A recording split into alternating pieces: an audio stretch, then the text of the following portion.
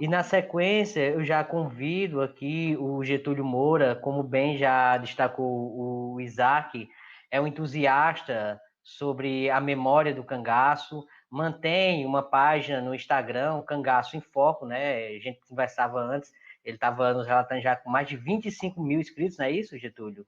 E É que isso, quase demonstra. isso já. Estamos se aproximando.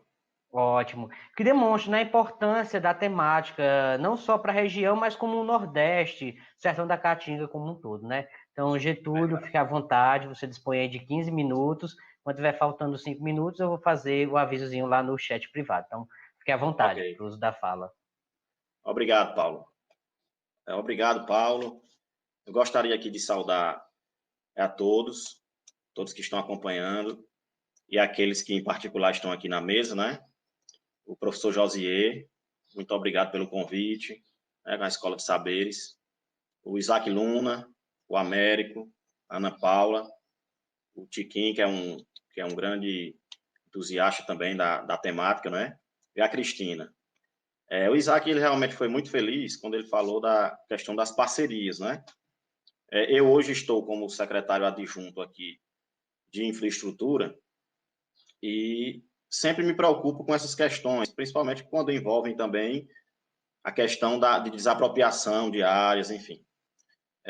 Então, eu queria iniciar dizendo que eu comecei a gostar do cangaço ainda criança, né? Meu pai comentava muito das questões principalmente de Angicos, né? Lá da morte de Lampião e os demais cangaceiros e um volante da Polícia Lagoana.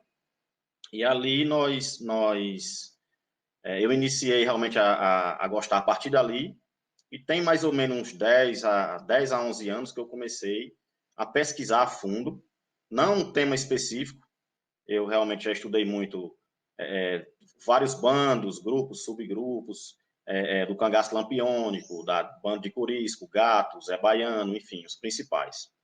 Voltando aqui para a nossa região, como nós temos os Marcelinos, um dos fatos realmente são bem marcantes aqui, então eu comecei a trabalhar também os Marcelinos a partir da questão geográfica mesmo aqui, né? Por morar aqui, comecei a trabalhar alguns locais históricos, um deles a Pedra do Morcego, lá no Geossítios, que era onde os marcelinos se concentravam, né?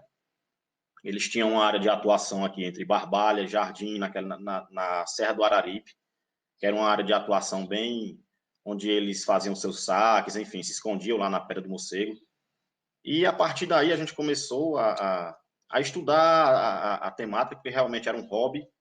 E quando eu iniciei nas redes sociais, e aí é onde eu quero focar bem, meu trabalho está sendo bem visto nas redes sociais, exatamente porque hoje é uma forma de fomentar e de estreitar as informações, né?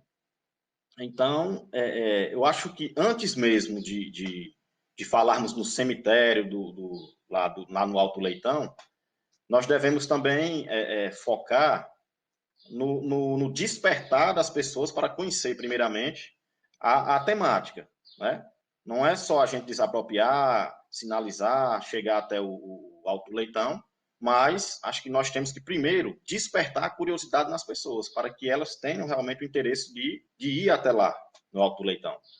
Então, quando eu começo a publicar nas minhas redes sociais, o cangaço em geral, eu sempre abro um leque para os marcelinos, exatamente para ir inserindo, para ir despertando nas pessoas essa curiosidade. E isso tem realmente despertado. Pessoas do Rio Grande do Sul, pessoas que fazem aqui a rota do Padre Cícero, por exemplo, o cemitério do Alto Leitão ele pode realmente ser inserido na rota turística, né? Com todo o aparato que a gente tem do turismo aqui, principalmente em Juazeiro, né? Por conta do Padre Cícero, e aqui em Barbalha também, que está sendo agora construído o monumento do Santo Antônio, e inserir isso aí nesse contexto turístico só com certeza iria enriquecer a história do cangaço, né? Da cultura da nossa região. Então, o que acontece? Quando eu vou inserindo essas informações lá nas redes sociais, as pessoas começam a perguntar: Aonde fica esse local? Quando eu for aí visitar o Padre Cícero, vou querer conhecer esse local, enfim. Mas é um local, como o Isaac falou, de difícil acesso. Quando a gente chega lá, tem que estar passando cerca, enfim, dificuldade, a questão da limpeza no local.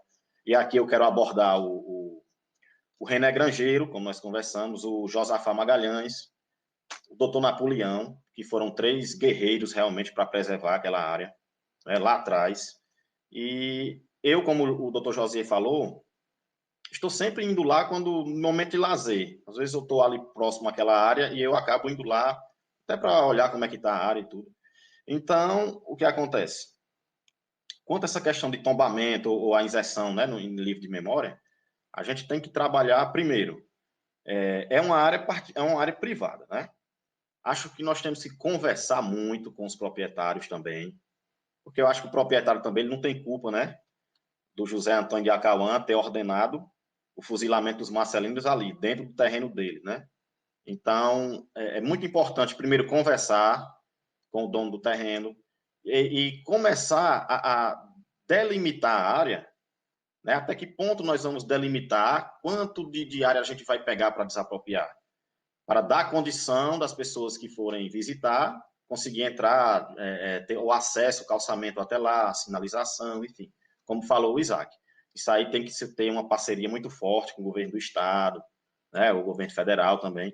Enfim, esses trâmites aí, eu tenho certeza que o Isaac, ao longo dos 4 anos aí com o doutor Guilherme, tem como embasar muita coisa, né? E pode contar conosco também lá na infraestrutura. Até porque o prefeito também é um seguidor nosso, ele gosta da temática do cangaço, e principalmente quando a temática é voltada aqui na nossa região, com certeza desperta mais interesse, né? E o Guilherme ele é um seguidor da nossa página lá, como eu falei, nós estamos se aproximando já de 25 mil seguidores de todo o Brasil. Então eu venho realmente soltando muitas informações para lançar, como eu falei no começo, primeiro a curiosidade, o interesse das pessoas em saber primeiro o que são os marcelinos. Eu gravei lá, expliquei toda a trajetória, o que aconteceu com eles, desde o início, a briga que aconteceu com o Ioiô Peixoto, e dali até chegar no Palácio 3 de Outubro, onde eles iriam para Fortaleza, mas na verdade lá no Alto Leitão acabaram parando e a volante cearense, né, comandada por José Antônio de Acauã, ordenou o fuzilamento, que os mesmos cavassem suas covas e eles foram fuzilados ali. Então, é uma história rica de detalhes, como a Ana Paula falou, eu vou até estudar muito depois da dissertação dela. Parabéns, Ana Paula, pela dissertação. E nós estamos escrevendo um livro que já está na faixa de 60%, pronto, produzido. Vai ter um acervo muito bom será muito rico, na verdade, de detalhes fotográficos. Já tirei muita foto no Riacho do Meio, na área onde os marcelinos, de fato, pisavam, né? E a gente já tem um acervo, um arsenal realmente grande de registros fotográficos. E a gente vai inserir nesse livro. A temática a gente ainda está voltando, ou cangaço no Ceará, ou entrar um pouco aqui para o Cariri, enfim. Às vezes a gente, quando termina uma dissertação, uma tese, é que a gente consegue ver qual o tema que a gente vai aplicar. E o que acontece? Nessa discussão, é muito importante embasar, por isso que eu falei que lanço muito os marcelinos na minha página, né? É exatamente porque o pessoal, às vezes, é muito fechado com Lampião, Zé Baiano, Corisco, enfim. Quando a gente joga marcelino, já é algo novo. Às vezes as pessoas que estão lá em Alagoas, na Paraíba, enfim, lá em Aracaju, eu já rodei vários locais históricos, já fui em Angicos, já fui no Instituto Histórico lá em Maceió. Enfim, eu fiz uma rota o ano passado, antes da pandemia, em todo o Nordeste, nesses locais históricos, em Piranhas, enfim, local onde as cabeças dos cangaceiros foram expostas. Então, uma temática que me desperta interesse e eu passei a compartilhar com as pessoas dentro das minhas redes sociais. Então, para ter uma ideia, o Isaac falou aí, na semana passada ele foi lá na área com a equipe técnica aqui da Secretaria de Cultura E eu postei a foto lá na página, no story da página, foram mais de 4.000 visualizações. Então, quase 4.000 pessoas acompanharam aquela visualização. Aí as pessoas começam a perguntar lá aonde é que fica, enfim, quando chegar em Juazeiro, como é que faz para chegar. Então, o que está faltando realmente, ou seja, divulgação a gente está começando a fazer, mas a luta para, como eu falei, conversar com os donos lá do terreno, até para ser algo mais amigável, até porque é de interesse dele. Ele não vai fazer um loteamento onde tem um cemitério, acho que ninguém iria querer nem comprar. Então, uma faixa de terra que seria desapropriada, e aí nós estamos aqui na infraestrutura, exatamente para auxiliar nessa parte, que precisar, o que a cultura precisar, para quando precisar fazer a limpeza, enfim. E depois trabalharmos o que podemos fazer lá para que realmente seja um local que tenha realmente essa atração pelas pessoas, principalmente aqui na região do Cariri. Então, eu acho que tem que envolver muita divulgação, principalmente no Cariri. Acho que o povo do Cariri, primeiro, é que tem que gostar, né? Nós temos que gostar do que é nosso primeiro. Eu já divulguei muito a minha página, em outdoors, enfim, já tudo que eu faço realmente é por minha conta, pelo fato de a gente tá trabalhando e ganhando visibilidade. A gente pede até que as pessoas sigam lá o Cangaço em Foco 10 no Instagram e o Cangaço em Foco no YouTube. No YouTube a gente vai crescendo aos poucos, mas no Instagram ele já deu uma impulsionada muito boa. Então, acho que o primeiro passo é esse, divulgação. O segundo passo é a questão nós pensarmos realmente na desapropriação, no que fazer para tornar de fato, inserir ele de fato na rota turística, não é? Então, quanto à questão desse livro que a gente está produzindo, sintam-se todos convidados, a gente vai divulgar bem, aqui no Cariri, quando estiver pronto. Nós, dentro do nosso contexto lá, a gente faz várias lives que são realmente bem debatidas. Recentemente, eu fiz uma live com o Aderbal Nogueira, que ele tem registros fotográficos da época que os cangaceiros remanescentes ainda eram vivos, e é hoje um dos grandes estudiosos do cangaço no país, o Aderbal.